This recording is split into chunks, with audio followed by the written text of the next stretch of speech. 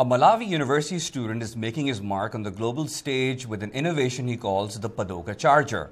The device enables people living in rural areas to charge their phones using an unlikely source, the bicycle.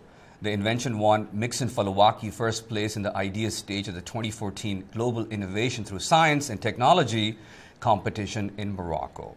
And joining me right now is Paul Nadiho of VOA's English to Africa. Thank you so much for joining me. How did you find this guy? Interesting question. I found him on Facebook, and then later on I decided to send him a friend request. I replied, and we started the chat. A couple months later, I got on a plane, went to Malawi. I landed in Lilongwe, the capital. Then I started talking to him. He told me he's in another place called Zomba, Malawi. It's about 300 miles from Lilongwe. Then I was like, okay, how do I get this guy? I said, you know what? I rented a car, drove out there. It took me about, 6 hours to get there, and finally got the guy. He's like, you know what? Oh, my staff is at the university.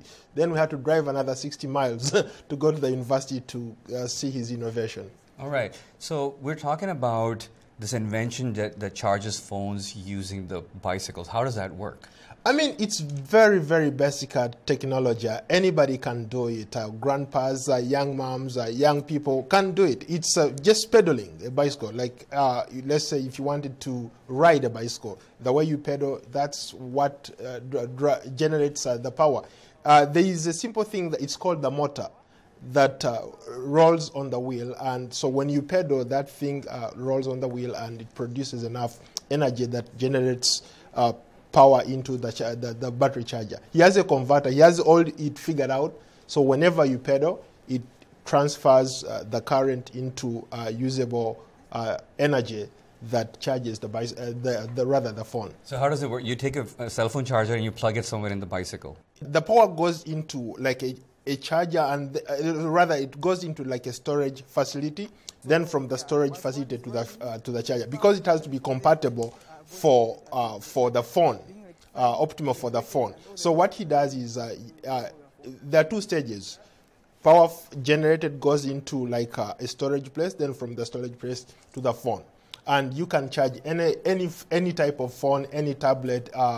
He's even looking at charging like a PC on it.